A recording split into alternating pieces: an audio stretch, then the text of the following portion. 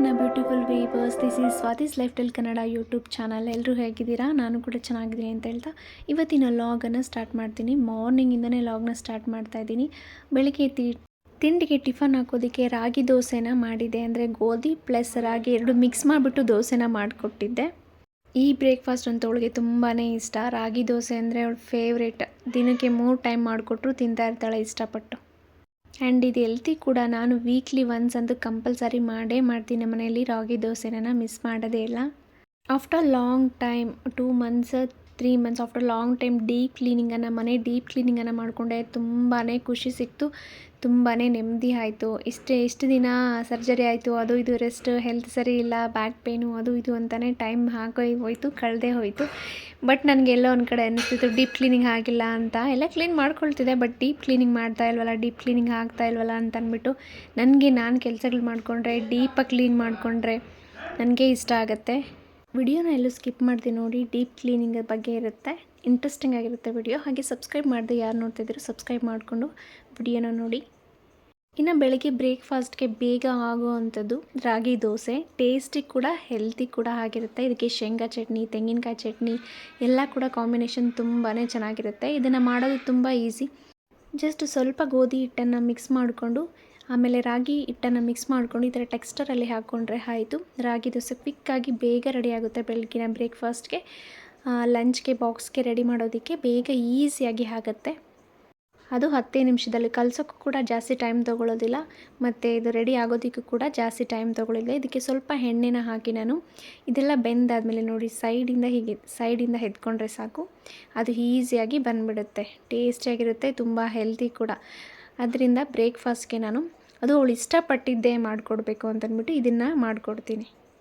ಬೇರೆ ಟಿಫನ್ಗಳು ಸ್ವಲ್ಪ ಲೇಟೇ ಆಗುತ್ತೆ. ಇದು ಬೇಕಾಗೇ ಇಲ್ಲ, 10 ನಿಮಿಷಕ್ಕೆ 3-4 ದೋಸೆ ಕೂಡ ಹಾಕ್ಬಿಡ್ಬೋದು. ಬೇಗನೂ ಬೇಯುತ್ತೆ, ಕ್ವಿಕ್ ಅಂತ ಆಗೋಗುತ್ತೆ. ಇನ್ನು ಇದಕ್ಕೆ ಕಾಂಬಿನೇಷನ್ ಆಗಿ ನಾನು ಶೇಂಗಾ ಚಟ್ನಿನ ಮಾಡ್ತೀನಿ. ಅವಳಿಗೆ ಶೇಂಗಾ ಚಟ್ನಿ ಇರಲೇಬೇಕು. ದೋಸೆ, ಇಡ್ಲಿ ಈ ಸಲ ಸಾಂಬಾರಲ್ಲೆಲ್ಲ ತಿನ್ನಲ್ಲ. ರೊಟ್ಟಿ ಇದೆಲ್ಲ ಹಾಕಿದ್ರೆ ಏನಂದರೆ ಚಟ್ನಿ ಇರಲೇಬೇಕು, ಅದರಲ್ಲೂ ಶೇಂಗಾ ಚಟ್ನಿ.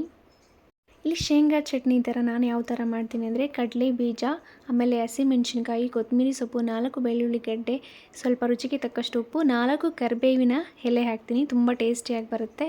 ಅದ್ರ ಜೊತೆಗೆ ಸ್ವಲ್ಪ ಹುಣಸೆಹಣ್ಣು ಇಷ್ಟನ್ನು ಹಾಕಿ ನಾನು ಶೇಂಗಾ ಚಟ್ನಿನ ಮಾಡ್ಕೊಳ್ತೀನಿ. ಸೂಪರ್ ಟೇಸ್ಟಿಯಾಗಿರೋ ಶೇಂಗಾ ಚಟ್ನಿ ರೆಡಿ ಆಗುತ್ತೆ. ಸೊ ಮಕ್ಕಳಿಗೆ ಯಾವ್ದು ಇಷ್ಟನೋ ಅದೇ ಬ್ರೇಕ್ಫಾಸ್ಟ್ ಮಾಡಿಕೊಟ್ರೆ ಚೆನ್ನಾಗಿ ತಿಂತಾರೆ. ಹೆಲ್ತಿ ನಾವೇನು ನೋಡ್ಕೋಬೇಕಂದ್ರೆ ಅವ್ರಿಗೆ ಇಷ್ಟ ಆಗೋ ಫುಡ್ಡು ನೋಡ್ಕೋಬೇಕು, ಪ್ಲಸ್ ಹೆಲ್ತು ಕೂಡ ನೋಡ್ಕೊಬೇಕಲ್ವಾ. ಅವ್ರಿಗೆ ಇಷ್ಟ ಆಗಿರೋ ಫುಡ್ ಮಾಡಿಕೊಟ್ರೆ ಬಾಕ್ಸ್ ಖಾಲಿ ಮಾಡ್ಕೊಂಡು ಬರ್ತಾರೆ, ಇಲ್ಲ ಅಂತಂದರೆ ಹಾಗೆ ತೊಗೊಂಡು ಬರ್ತಾರೆ. ಶೇಂಗಾ ಚಟ್ನಿಗೆ ಕರಿಬೇವು ಎಲೆ ಹಾಕೋದ್ರಿಂದ ತುಂಬ ಟೇಸ್ಟಿಯಾಗಿ ಬರುತ್ತೆ. ಸೊ ಬ್ರೇಕ್ಫಾಸ್ಟ್ ರೆಡಿ ಆಗಿದೆ ಅಲ್ವಾ, ಅವಳಿಗೆ ಇಲ್ಲಿ ಬಾಕ್ಸ್ಗೆ ಹಾಕ್ಕೊಡ್ತಾ ಇದ್ದೀನಿ. ಬೆಳಿಗ್ಗೆ ನಾನು ಏನೂ ಕೊಡೋದಿಲ್ಲ, ಜಸ್ಟ್ ಹಾಲು ಅಥವಾ ರಾಗಿ ಮಾಲ್ಟೋ ಕೊಟ್ಟು ಕಳಿಸ್ತೀನಿ. ಅಲ್ಲಿ 10:30ಗೆಲ್ಲ ಬ್ರೇಕ್ಫಾಸ್ಟ್ಗೆ ಬಿಡ್ತಾರೆ. ಅದರಿಂದ ನಾನಿಲ್ಲಿ ಅವಳಿಗೆ ಪ್ಯಾಕ್ ಮಾಡ್ತಾಯಿದ್ದೀನಿ ಬಾಕ್ಸ್ ಅನ್ನೋದು. ಅವಳು ಮತ್ತೆ ಬರೋ ಮುಂಚೆ ಅಂದರೆ 12:30ಗೆ ಬರ್ತಾಳೆ. ಆವಾಗ ಲಂಚನ್ನು ಪ್ರಿಪೇರ್ ಮಾಡಿ ಕೊಡಬೇಕು. ಸಿಕ್ಕಾಪಟ್ಟೆ ಬಿಸಿಲಿದೆ. ಎಷ್ಟು ಬಿಸಿಲಿದೆ ಅಂತಂದರೆ ಬೇಸಿಗೆನೇ ಸ್ಟಾರ್ಟ್ ಆಗೋಯ್ತು ಆಗಲೇ. ಇನ್ನು ಮಾರ್ಚ್ ಬಂದರೆ ಆಚೆಗಡೆ ಎಲ್ಲೂ ಓಡಾಡೋಕ್ಕಾಗೋದಿಲ್ಲ ಅನಿಸುತ್ತೆ. ಅಂಬ್ರೆಲ್ಲ ಹಿಡ್ಕೊಂಡೇ ಓಡಾಡಬೇಕು. ನನಗಂತೂ ಮಗಳನ್ನ ಸ್ಕೂಲಿಂದ ಕರ್ಕೊಂಬರ್ಬೇಕಾದ್ರೆ ಸಿಕ್ಕಾಪಟ್ಟೆ ಬಿಸಿಲು. ಆ ಬಿಸಿಲಿಗೆ ತಲೆನೋವೇ ಬಂದುಬಿಡುತ್ತೆ.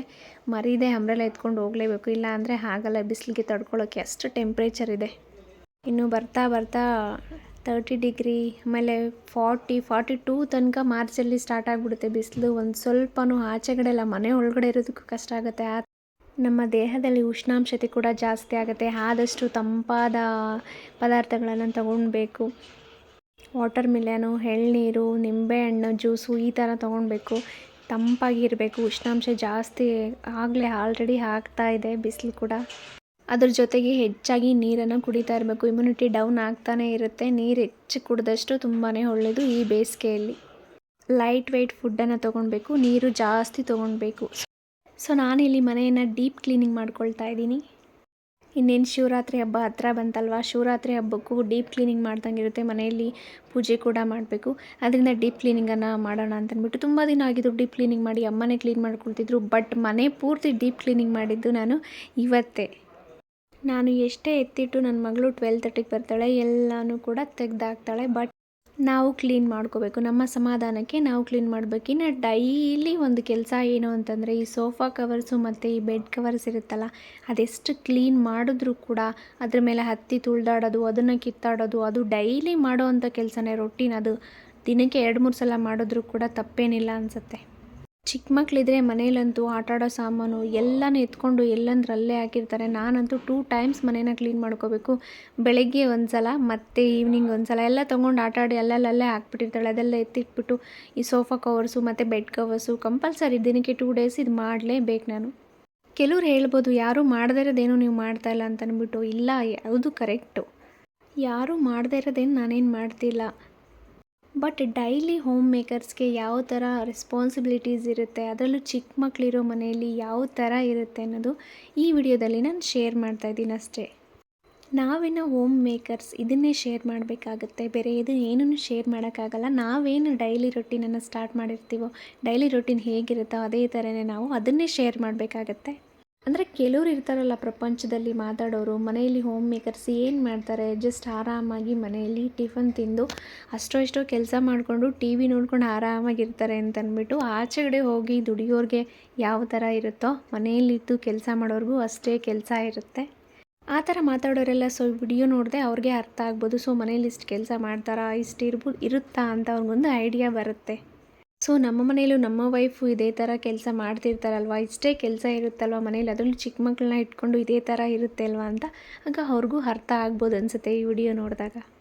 ಇದು ಎಲ್ಲರಿಗೂ ಇದ್ದಿದ್ದೆ ಅಲ್ವಾ ಅಂತ ಹೇಳಿದ್ರೆ ಹೌದು, ಎಲ್ಲರಿಗೂ ಇದ್ದಿದ್ದೆ. ಬಟ್ ಎಲ್ಲರಿಗೂ ರಜೆ ಅನ್ನೋದು ಸಿಗುತ್ತೆ, ಬಟ್ ನಮ್ಮ ಕೆಲಸಕ್ಕೆ ರಜೆ ಅನ್ನೋದು ಸಿಗಲ್ಲ. ಬಟ್ ನನಗೆ ಈ ಕೆಲಸ ತುಂಬಾ ಇಷ್ಟ. ಮನೆ ಕ್ಲೀನಿಂಗಾಗಿ ಇಟ್ಕೊಳ್ಳೋದು, ಡೆಕೋರೇಟಿವ್ ಆಗಿ ಇಟ್ಕೊಳ್ಳೋದು, ಮನೆಯಲ್ಲಿ ಪೂಜೆ ಮಾಡೋದು, ಈ ಥರ ನನಗೆ ಇಟ್ಕೊಳ್ಳೋಕ್ಕೆ ತುಂಬ ಇಷ್ಟ ಆಗುತ್ತೆ. ನಾವು ಎಷ್ಟು ಮನೇನ ನೀಟಾಗಿ ಕ್ಲೀನಾಗಿ ಇಟ್ಕೊಳ್ತೀವೋ ಅಷ್ಟು ಪಾಸಿಟಿವ್ ವೈಬ್ಸ್ ಇರುತ್ತೆ.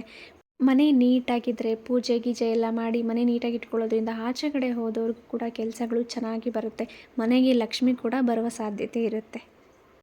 ಯೂಶಲಿ ನನಗೆ ಕ್ಲೀನಿಂಗ್ ಅಂದರೆ ತುಂಬ ಇಷ್ಟ. ಕ್ಲೀನಿಂಗು, ಡೆಕೋರೇಟಿವ್ ಆಗಿ ಇಟ್ಕೊಬೇಕು ಮನೇನ, ಹೊಸ ಥರ ಇಟ್ಕೋಬೇಕು, ಚೇಂಜಸ್ ಮಾಡ್ತಾ ಇರಬೇಕು ಮನೇನ, ಈ ಥರ ನನಗೆ ತುಂಬ ಇಷ್ಟ ಆಗುತ್ತೆ. ಯಾವಾಗಲೋ ಒಂದೊಂದು ಸಲ ಕ್ಲೀನಿಂಗ್ ಅಂದರೆ ಡೆಕೋರೇಟಿವ್ ಮಾಡ್ಕೋಬೇಕಂದ್ರೆ ಬೇಜಾರಾಗುತ್ತೆ, ಹೆಲ್ತ್ ಇಶ್ಯೂ ಇದ್ದಾಗ ಬೇಜಾರಾಗುತ್ತೆ. ಅದನ್ನು ಬಿಟ್ಟರೆ ಈ ಥರ ಕ್ಲೀನಿಂಗು ನನಗೆ ತುಂಬಾ ಖುಷಿ ಕೊಡುತ್ತೆ ನನ್ನ ಮನಸ್ಸಿಗೆ. ನಾವು ಅರಮನೆಯಲ್ಲೇ ಇರಬೇಕು ಅಂತ ಏನಿಲ್ಲ, ಅರಮನೆಯೇ ಬೇಕು ಅಂತ ಏನಿಲ್ಲ ಖುಷಿಯಾಗಿರೋದಕ್ಕೆ. ನಾವು ಇರೋದನ್ನೇ ಖುಷಿಯಾಗಿರಬೇಕು, ಇರೋದನ್ನೇ ಅರಮನೆ ಮಾಡಿಕೊಂಡು ನಾವು ಖುಷಿಯಾಗಿದ್ದು ನಮ್ಮ ಜೊತೆಯಲ್ಲಿರೋರನ್ನೂ ಖುಷಿಯಾಗಿರಿಸ್ಬೇಕು. ಇರೋದರಲ್ಲೇ ಬದುಕನ್ನು ಕಟ್ಕೊಳ್ತಾ, ಇರೋದನ್ನೇ ಅರಮನೆ ಮಾಡ್ಕೊಳ್ತಾ ಖುಷಿಯಾಗಿರೋದು ತುಂಬ ಒಳ್ಳೆಯದು. ಈ ಥರ ಇರೋದ್ರಿಂದ ನಮಗೂ, ನಮ್ಮ ಮನೆಗೂ, ನಮ್ಮ ಮನಸ್ಸಿಗೂ, ಮನೆಗೆ ಬಂದವರಿಗೂ ಕೂಡ ತುಂಬ ನೆಮ್ಮದಿಯಾಗಿ ಖುಷಿಯಾಗಿ ಮನೆಯಲ್ಲಿ ಇರ್ತಾರೆ. ಇದೇ ಡೈಲಿ ರೊಟೀನ್ ಆಗಿರ್ಬೋದು, ಆದರೆ ಇದನ್ನು ಖುಷಿಪಟ್ಟು ಜವಾಬ್ದಾರಿಯಿಂದ ಮಾಡಿದ್ರೆ ತುಂಬಾ ಖುಷಿ ಸಿಗುತ್ತೆ ಇದೇ ಕೆಲಸದಲ್ಲಿ. ಯಾವುದೇ ಕೆಲಸ ಆಗಲಿ ನಾವು ಖುಷಿಯಿಂದ ಇಷ್ಟಪಟ್ಟು ಮಾಡಿದ್ರೆ ಆ ಕೆಲಸ ನಮಗೆ ಕಷ್ಟ ಅಂತ ಅನಿಸೋದಿಲ್ಲ. ಇನ್ನಷ್ಟು ಕೆಲಸಗಳನ್ನು ಮಾಡ್ಕೊಳ್ತೀವಿ. ಆದರೆ ಕಷ್ಟಪಟ್ಟು ಯಾರಪ್ಪ ಮಾಡ್ತಾರೆ ಅಂತ ಅಂದ್ಕೊಂಡ್ರೆ ಅದು ತುಂಬ ಕಷ್ಟ ಆಗುತ್ತೆ. ಸಣ್ಣ ಕೆಲಸ ಮಾಡ್ಕೊಳ್ಳೋದಕ್ಕೆ ಕೂಡ ತುಂಬ ಭಾರ ಅಂತ ಅನ್ನಿಸ್ತಾ ಇರುತ್ತೆ. ಇನ್ನು ಏನೇ ಐಟಮ್ಗಳೆಲ್ಲ ಸೋಫಾ ಮೇಲೆ ಇರುತ್ತೆ. ನನ್ನ ಮಗಳಿಗೆ ಕೊಡಿಸಿರೋ ಐಟಮ್ ಎಲ್ಲ, ಏನಾದರೂ ತಿಂಡಿ ಕೊಟ್ಟರು ಕೂಡ ಸಂದಿಲೆಲ್ಲ ಅಲ್ಲೆಲ್ಲ ಹಾಕ್ಬಿಟ್ಟಿರ್ತಾಳೆ. ಅದನ್ನಂತೂ ಡೈಲಿ ನಾನು 3-4 ಟೈಮ್ಸ್ ಕ್ಲೀನ್ ಮಾಡ್ತಾ ಇರ್ತೀನಿ, ಸೆಟಪ್ ಮಾಡ್ತಾನೇ ಇರ್ತೀನಿ ಸೋಫಾ ಕವರ್ನ. ಇದು ಮಾಮೂಲಿ ಅಲ್ವಾ ಮನೆಯಲ್ಲಿ, ಚಿಕ್ಕ ಮಕ್ಕಳಿರೋ ಮನೆಯಲ್ಲಿ. ಇನ್ನು ಮನೆಯಲ್ಲಿ ಡೈಲಿ ಕ್ಲೀನಿಂಗು, ಡೀಪ್ ಕ್ಲೀನಿಂಗು ಈ ಥರ ಹುಡ್ಕೊಂಡು ಮಾಡ್ತಾಯಿದ್ರೆ ಕೆಲಸ ಇದ್ದೇ ಇರುತ್ತೆ. ಈ ಥರ ಕೆಲಸ ಮಾಡ್ಕೊತಿದ್ರೆ ಯಾವ ಜಿಮ್ಮು ಬೇಡ, ಎಕ್ಸಸೈಸು ಬೇಡ. ನಿಮಗೆ ಈ ವಿಡಿಯೋ ಇಷ್ಟ ಆಗಿದೆ ಅಂತ ಭಾವಿಸ್ತೀನಿ. ಇಷ್ಟ ಆಗಿದ್ರೆ ಲೈಕ್ ಮಾಡಿ, ಶೇರ್ ಮಾಡಿ, ಸಬ್ಸ್ಕ್ರೈಬ್ ಮಾಡ್ಕೊಂಡು ನೋಡಿ. ಸಬ್ಸ್ಕ್ರೈಬ್ ಮಾಡಿಕೊಂಡು ಬೆಲ್ ಐಕಾನ್ ಕ್ಲಿಕ್ ಮಾಡಿ ನೋಡಿ. ಬೆಲ್ ಐಕಾನ್ ಕ್ಲಿಕ್ ಮಾಡೋದ್ರಿಂದ ನಿಮಗೆ ನೋಟಿಫಿಕೇಷನ್ ಬರುತ್ತೆ. ನಾನು ಹಾಕಿರೋ ವಿಡಿಯೋ ನೀವೇ ಫಸ್ಟ್ ನೋಡ್ಬೋದು. Thank you. Take care. Bye.